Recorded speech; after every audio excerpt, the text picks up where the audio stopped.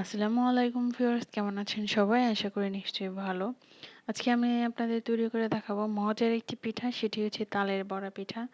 নরম তুলতুলে খেতে অনেক মজার এই পিঠাটি। তো চলুন দেখে নিই এই পিঠা তৈরি করতে আমাদের কি, কি উপকরণ লাগছে এবং কিভাবে তৈরি করতে হয়।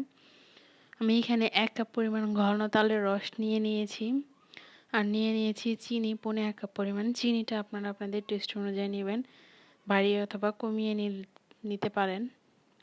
যে যেরকম মিষ্টি খান সেরকম নিবেন। চিনিটাকে আমি তালের রসের সাথে খুব ভালো করে মিশিয়ে দিচ্ছি। মেশানো হয়ে গেলে এবার আমি এর মধ্যে দিয়ে দেব ১ কাপ পরিমাণ চালের গুঁড়া। আমি এখানে শুকনো চালের গুঁড়োটা নিয়েছি, আপনারা চাইলে বাসায় করে নিতে পারেন। আর পিঠাটাকে অনেক নরম তুলতুলে করতে ২-৩ দিন পর্যন্ত নরম থাকতে দিয়ে দিচ্ছি ১/২ কাপ পরিমাণ ময়দা। আর দিয়ে দিচ্ছি সামান্য একটু লবণ, 1/2 চা চামচ পরিমাণ বেকিং পাউডার।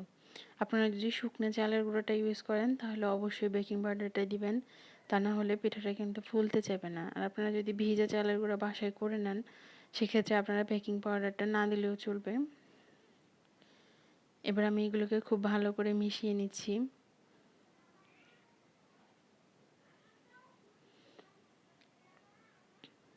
দেখুন এগুলোর ঘনত্বটা কতটুকু হবে সেটা আমি আপনাদের দেখিয়ে দিচ্ছি। মেশানো হয়ে গেছে। এবার আমি এইভাবে ঢাকনা দিয়ে ঢেকে ১৫-২০ মিনিটের জন্য রেখে দেব।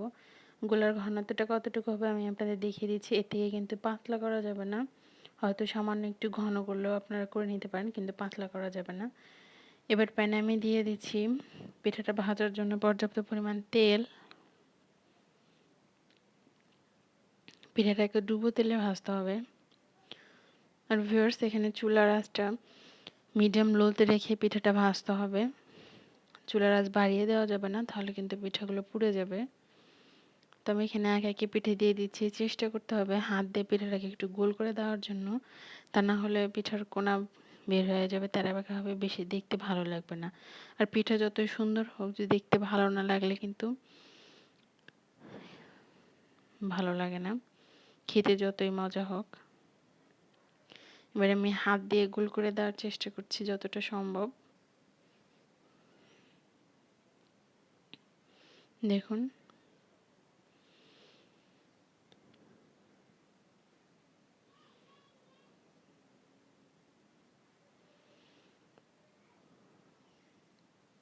এভাবে করে আমি সবগুলো পিঠে দিয়ে দিচ্ছি।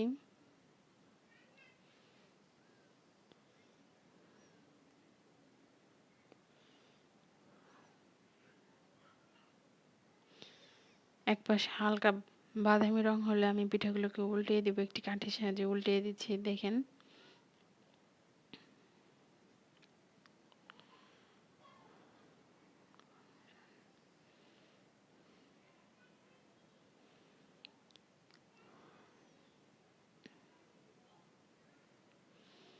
এভাবে উল্টে পাল্টে আমি পিঠাটাকে ভেজে নেব।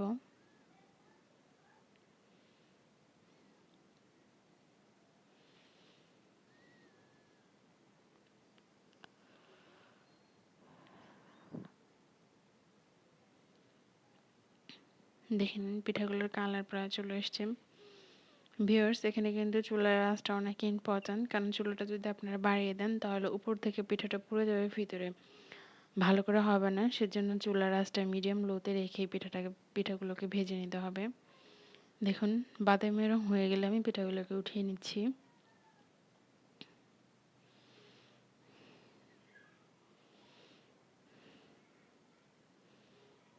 একটু নেড়ে চেড়ে ধৈর্য ধরে কিন্তু পিঠাগুলোকে ভাজতে হবে।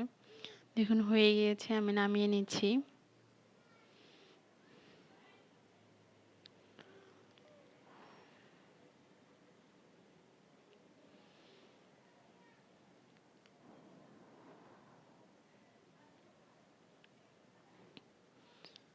পিঠাগুলোকে আমি তেল থেকে উঠিয়ে নিচ্ছি।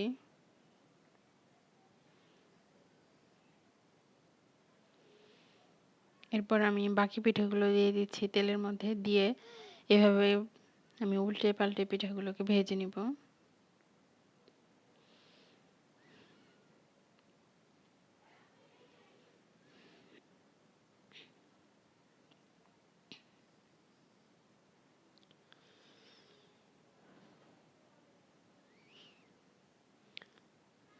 দেখুন তৈরি হয়ে গিয়েছে মজাদার তালের বড়া পিঠা। এই পিঠাগুলোকে আপনারা ৩-৪ দিন পর্যন্ত রেখে খেতে পারবেন।